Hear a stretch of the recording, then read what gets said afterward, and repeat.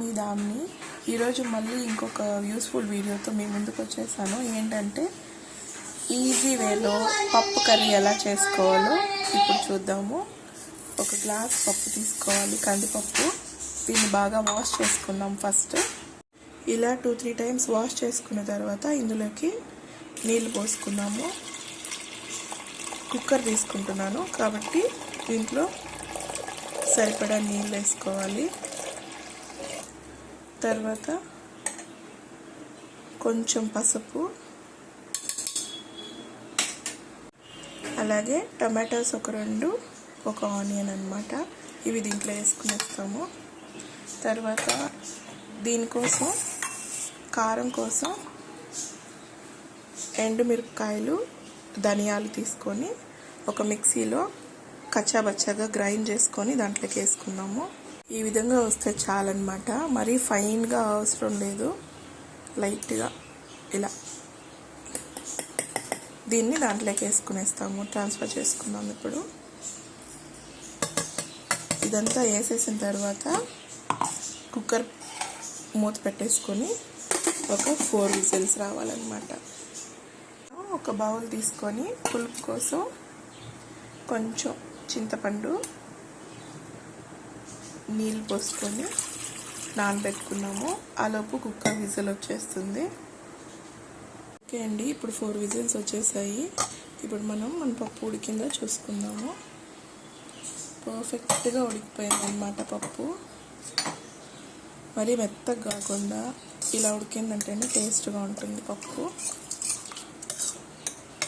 ఇందులోకి మన సరిపడా ఉప్పు రుచికి తగ్గట్టు ఉప్పు, అలాగే మనం ఇంతకుముందు నానబెట్టుకున్నాం కదా చింతపండు, దాన్ని వేసుకున్నాం. నీళ్ళు పోసుకున్నాము.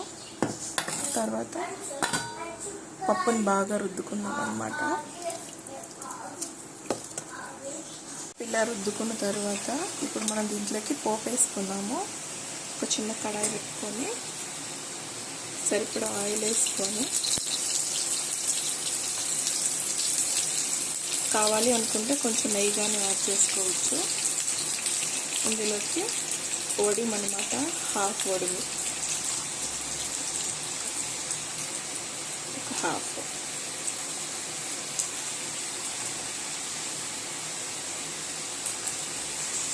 కొద్దిగా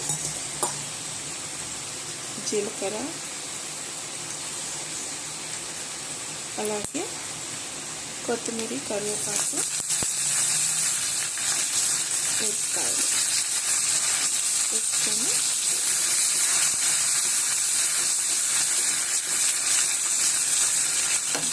బాగా వేగిన తర్వాత బాగా వేగిపోయింది. ఇప్పుడు దీన్ని మనం స్టవ్ ఆఫ్ చేసుకొని పప్పులోకి ట్రాన్స్ఫర్ చేసుకుందాం.